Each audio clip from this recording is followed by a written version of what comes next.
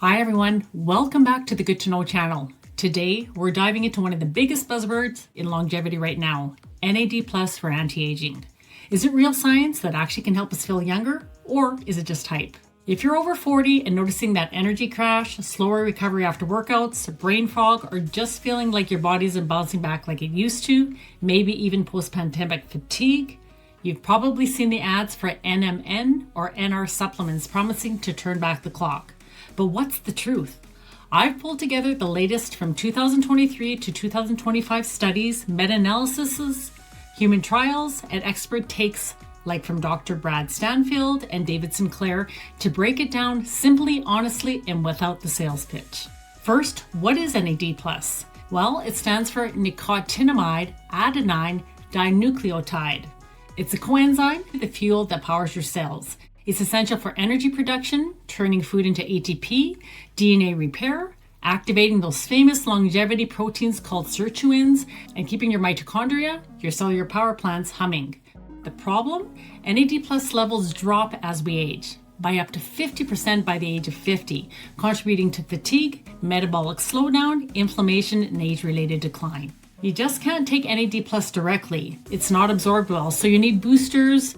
Boosters use precursors like NMN, which is your nicotinamide mononucleotide, or NR, which is your nicotinamide riboside. These convert more efficiently in the body than cheaper forms like plain niacin or niacinamide. NR often wins with quick energy boosts due to its stability, while NMN shines in areas like neuroprotection. Studies show they ramp up ATP, support your brain health, improve mitochondrial morphology, via your proteins like DRP1 for better division and health. It reduces oxidative stress through antioxidants and enhances insulin sensitivity in aging models. A 2025 review in NPG Metabolic Health and Disease highlighted both NMN and NR, improving these in aging. Ongoing trials, highlighted in 2025 New York Times pieces, slowed cellular aging in mice, with human data showing 40 to 90% short-term NAD+ increases. So for example, a 60-day user experiment reported better sleep and gym performance with 900 milligrams of NMN backed by a 2023 to 2025 meta-analysis in the Journals of Gerontology. NR up to 3,000 milligrams daily improved mitochondrial function and cut oxidative stress across over 60 trials. NMN stood out in a 2025 toxicology study for protecting against brain damage by restoring NAD+, reducing inflammation, and fixing blood-brain barrier issues. But not all precursors are equal. Niacinamide is fine for maintenance at 500 to 1,000 milligrams, but it is a cheaper form, while NMN at 500 to 1,000 milligrams or NR at 300 to 500 milligrams daily excels for acute needs like recovery or stress. Side effects? Mostly safe. Start low to avoid mild jitters or nausea. Safety reviews show that up to 3,000 milligrams confirms this. So when you're shopping, prioritize labels with NMN or NR as key ingredients. These proven precursors raise NAD+ best. Skip vague NAD+ support without them. So, real or hype?